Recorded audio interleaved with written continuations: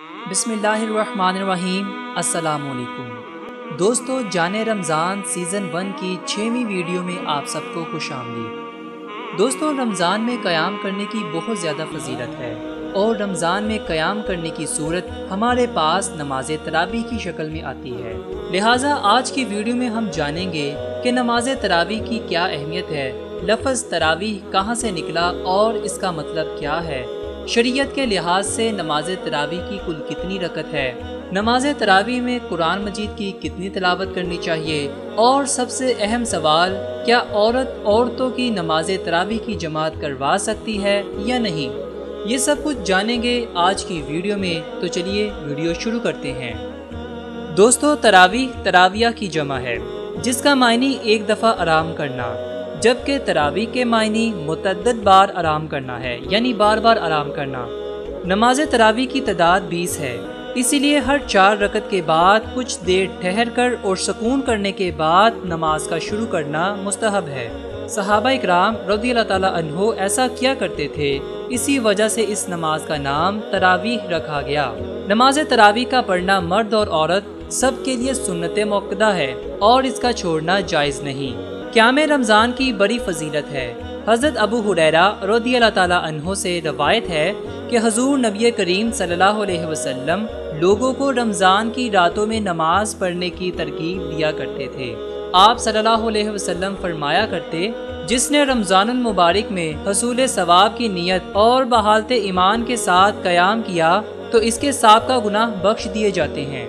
दोस्तों, नमाज तरावी का वक्त इशा की नमाज के बाद और वितर से पहले होता है और रात के आखिरी हिस्से में पढ़ना अफजल है, मगर आज के दौर में नमाजियों की सहूलत की खातिर पहले हिस्से में पढ़ना अफजल है।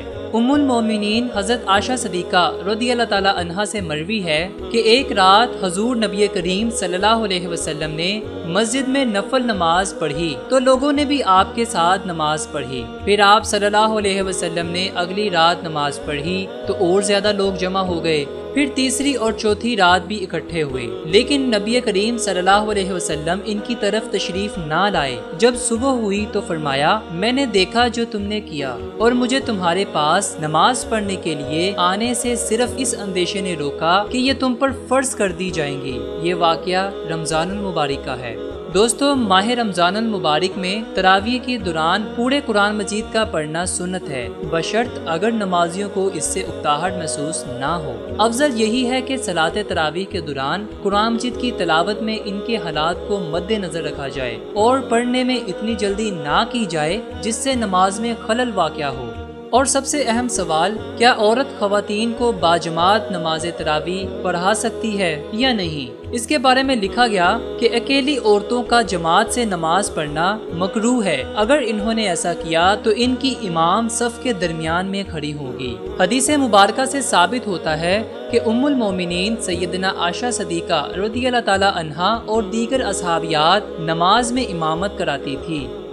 इमाम हाकिम ने सैयदना आयशा सिद्दीक़ा रज़ियल्लाहु ताला अन्हा के हवाले से रवायत बयान की है कि वो सफ़ के दरमियान में खड़ी होकर औरतों की इमामत करवाती थी। दोस्तों, इस रवायत से साफ साबित होता है कि दीनी तरबियत और इबादत इलाही में रग़बत और शौक पैदा करने के लिए अगर औरतें जमा होकर बाजमात नमाज अदा करें तो जायज़ है। इस सूरत में इमामत करवाने वाली खातून सफ़ के दरमियान में खड़ी होगी। ईदैन के मौका पर खुतबा ईद भी पढ़ सकती हैं, क्योंकि औरत का औरतों के सामने खुतबा पढ़ना दुरुस्त है।